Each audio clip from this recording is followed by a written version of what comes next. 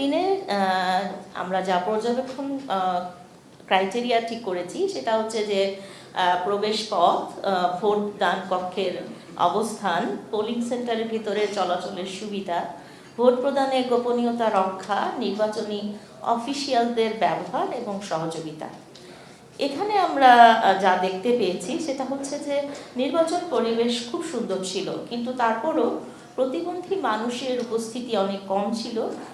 রিক্সা ছাড়া অন্যান্য যানবাহন আমরা খুব একটা চলাচল করতে দেখিনি, যার ফলে অনেক প্রতিবন্ধী মানুষ কেন্দ্রে আসতে পারেননি বা আসতে উৎসাহিত করেননি।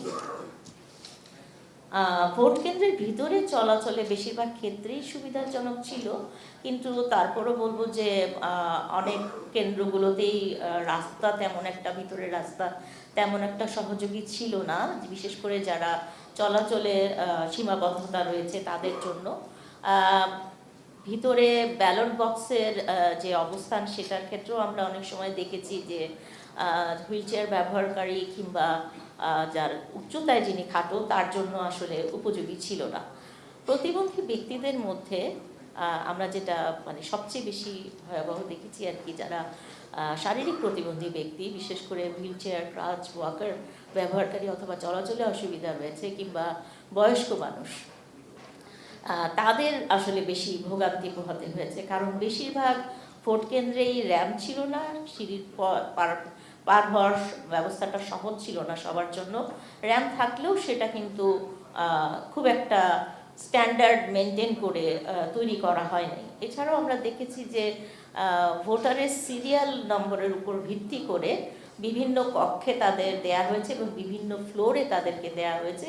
অনেক ক্ষেত্রে হুইল চেয়ার ব্যবহারকারীদের কেন্দ্রও কিন্তু আমরা দেখেছি যে 3 তলা, 4 তলা, 5 তলা পর্যন্ত চলে গিয়েছে। তো সেক্ষেত্রে আমরা দেখেছি যে তাদেরকে অনেক সময় নিচতলায় ব্যবস্থা করা যায়নি বা ব্যবস্থা গ্রহণ করা হয়নি, তাদেরকে উপরতলায় কখনো নিয়ে যাওয়া হয়েছে, নিচ থেকে তুলে নিয়ে যাওয়া হয়েছে, অথবা কেউ এসে তাদের ভোটটা নিয়ে গিয়েছে যেখানে গোপনীয়তা রক্ষা করা হয়নি, অথবা কয়েকজনে মিলে তাদেরকে উপরে তুলে নিয়ে যাওয়া হয়েছে, অথবা যারা ক্রাচ ইউজ করতে পারেন বা কিছুটা হাঁটতে পারেন তাদেরকে আসলে মানে অনেকটা বাধ্যই হয়েছেন তারা হেঁটে হেঁটে উপরে যেতে।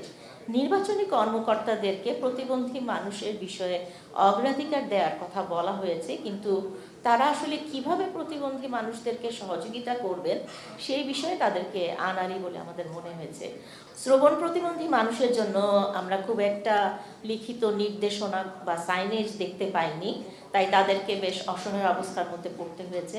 দৃষ্টি প্রতিবন্ধী মানুষের জন্য ব্রেইল বা ট্যাকটাইল ব্যালট পেপারের ব্যবহার ছিল না। যারা নিজেরা সহযোগী নিয়ে এসেছেন তারা ভোট দিয়েছেন, যারা আনতে পারেননি তাদেরকে সহযোগিতা পেতে বেগ পেতে হয়েছে। কেউ পেরেছেন, কেউ বা না পেরে মানে ফেরত গিয়েছেন। অনেক সময় প্রিজাইডিং অফিসারদেরকে বলার পরও তারা অপারগতা প্রকাশ করেছেন। কোনো কোনো কেন্দ্রে গেট থেকে ভোট কেন্দ্রে যাওয়া পর্যন্ত দূরত্ব অনেক বেশি থাকায় বিশেষ করে যাদের চলাচলে অসুবিধা আছে তারা আসলে ভোট কেন্দ্র পর্যন্ত যেতে পারেননি।